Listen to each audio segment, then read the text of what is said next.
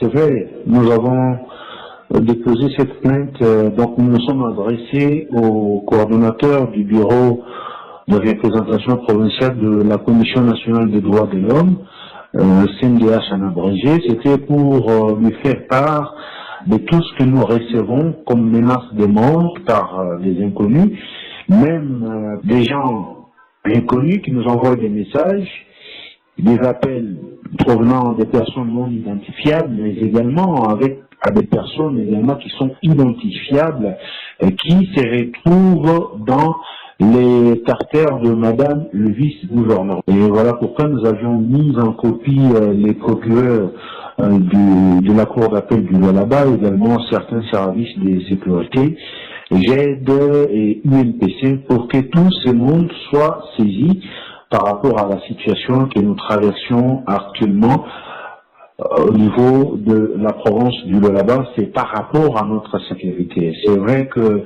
nous avons fait un travail, et ce travail, il n'a pas plu à beaucoup qui sont en train de gérer la province du Lualaba actuellement, mais cela ne va pas bien sûr nous empêcher ou arriver à nous donner une certaine ligne de conduite pour observer ce que nous avons toujours appelé la rétention de l'information. Nous sommes là pour éclairer l'opinion par rapport à tout ce qui s'est fait concernant bien sûr la gestion de la chose publique.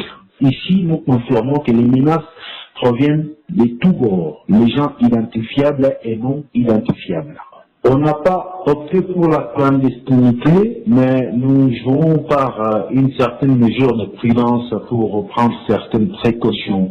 Alors, si l'on était dans la clandestinité, on s'est dit on ne peut pas réussir, alors il fallait en tout cas informer tous ces services qui sont impliqués dans le domaine de la sécurité pour qu'ils arrivent à comprendre comment nous sommes en train de souffrir pour notre liberté d'expression également, aussi ce qui est de notre sécurité. C'est vrai, quand ces gens nous appellent, quand ces gens nous envoient le message, ils nous disent que cette province ne vous appartient pas, vous n'avez pas les droits de dire quoi que ce soit sur la gestion actuelle de la province, vous n'êtes pas d'ici, vous allez voir, nous allons attaquer vos familles, nous connaissons là où vous logez.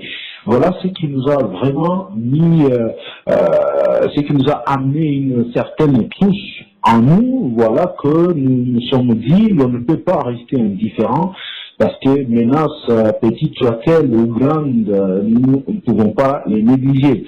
Donc, moi, Benakili et mon confrère Henri de votre Kalala, également nos familles respectives, sont bien sûr en train d'être menacées pour avoir bien sûr dénoncé ou rendu public notre rapport d'enquête.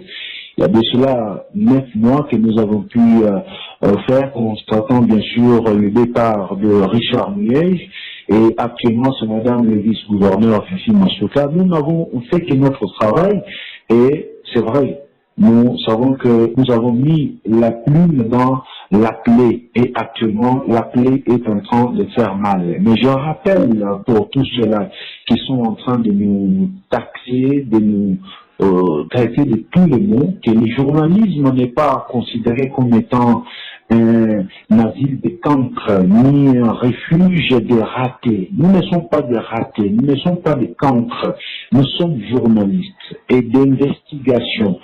S'il y a des gens qui veulent que nous leur présentons des papiers pour qu'ils soient rassurés que nous sommes journalistes, mais ils doivent simplement nous rencontrer dans les faits.